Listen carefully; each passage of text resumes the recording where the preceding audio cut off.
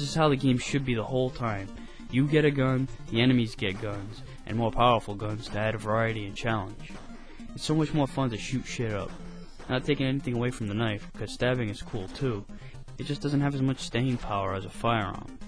Now, if they had it so you only have a certain amount of ammo, and once you run out, all you have is a knife, now we're talking.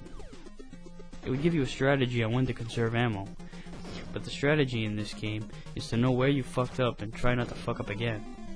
Like in this next part where the jumping soldier comes flying down from above. First time you're playing, you're not expecting him. He's just trying to kill the yellow guy. So you approach him, and he comes out of nowhere and bam, you're dead. You have to jump and stab. And later on, when I try to jump over the mine and kill this jumping soldier, because I'm jumping towards the ladder, I automatically grab onto it and get wiped out in a bullshit death. Shit like this wouldn't be so bad if the lives weren't so fucking valuable.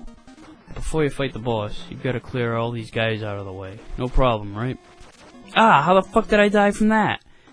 Well, it turns out whenever you turn around to face left, you're not in position to kill the jumping soldier by standing. For whatever reason, you're too close to him. Despite the fact that if you turn around to face right, you're fine. And this inconsistency will cost you a life at this part if you're in the habit of the stand and stab method. To kill this asshole, you have to jump and attack. So now you've got to fight the boss, a pack of wild dogs. They're really easy to kill once you discover that you have to be laying flat on the ground to kill them. The only thing is you'll probably discover this tactic by dying since they charge so fast you won't be expecting it. So a shitload of dogs just keep coming from both sides. There'll be 6 from the right side, 6 from the left, then 6 from the right, then 6 more from the left, then 6 alternating both sides. These poor fucking dogs don't even deserve this shit. But your survival is more important than theirs, so you gotta do what you gotta do. So you climb yet another barbed wire fence to get to the next level. When will this dumbass learn?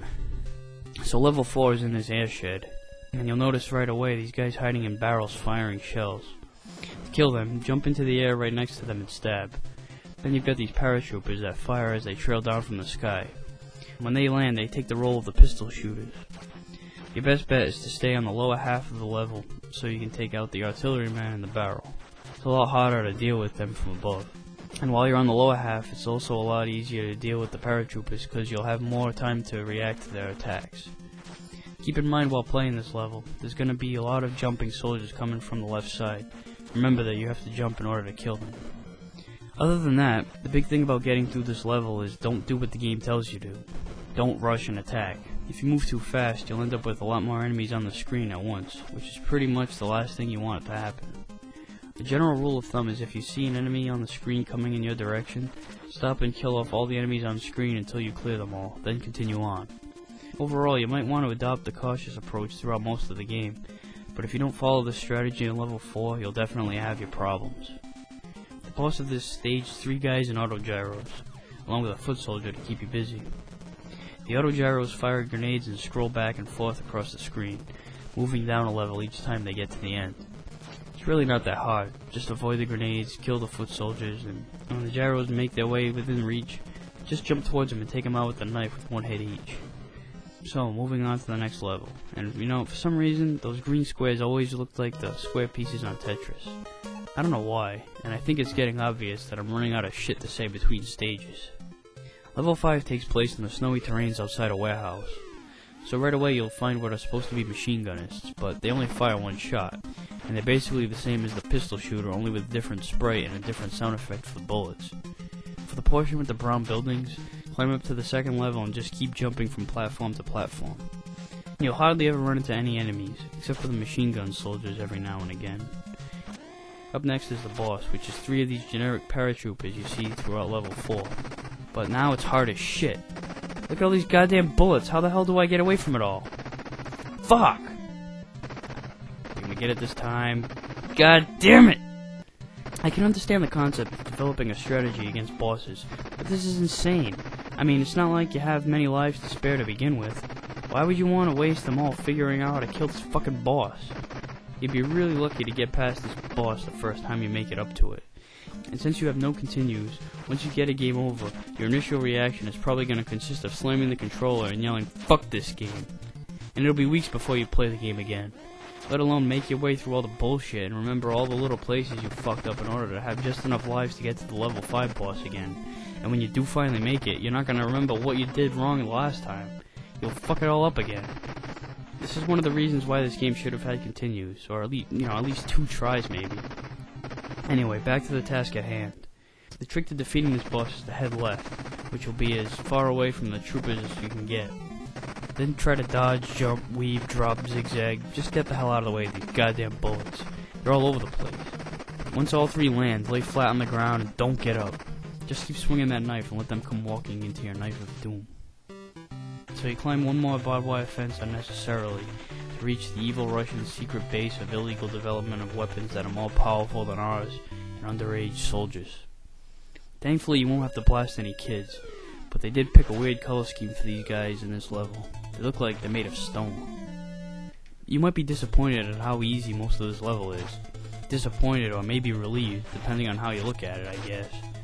One thing is that you mostly have to deal with the standard foot soldiers, jumping soldiers, the guys with the guns, and the power-ups. No new specialists come in for the final level. There really aren't too many tricky parts, and the numerous ladders allow you to avoid enemies in case you've got too many surrounding you. Toward the middle portion, it really seems like more enemies frequent the lower half, especially the jumping soldiers, so staying up top isn't a bad idea. But once you get to the split, get ready for those guns on the ceiling.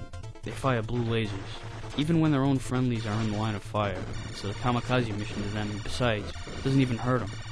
The best strategy is to run and don't stop, much like the snipers in level 2. Once you make it through safely, then you can turn around and take out all the guys behind you. And right after this, you'll make it to the final objective. Their secret weapon is a real shocker, a nuclear missile.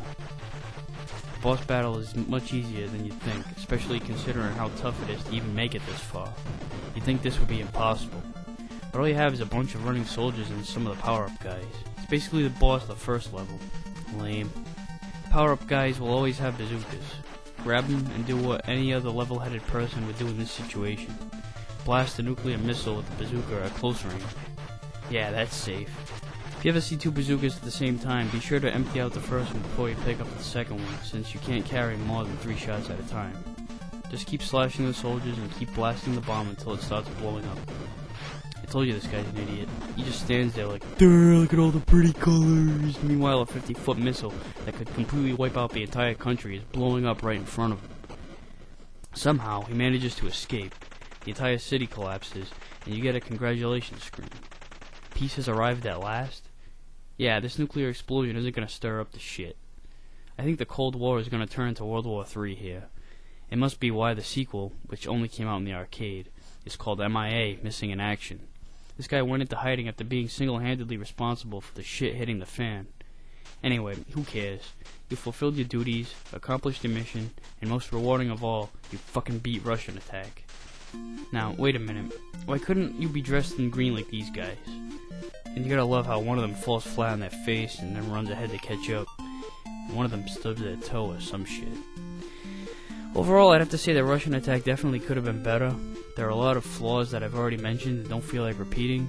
However, it's still a cool game. It's intense, fun, and entertaining. You can tell it came from the arcade. It definitely has the arcade feel to it. Only problem is you don't have any quarters to keep yourself going once you run out of lives. And running out of lives is easy since the game is so damn hard. And that's really the only major problem with it. It's too hard to play it all the way through because you can essentially only take 5 hits throughout the whole game. If they had given you a little bit more breathing room, this could have been a really solid entry. But to its credit, it's definitely worth checking out, especially if you're up for a challenge, or if you just love killing commies. So, that wraps up this edition of Aqualung's Game Reviews. See you next time.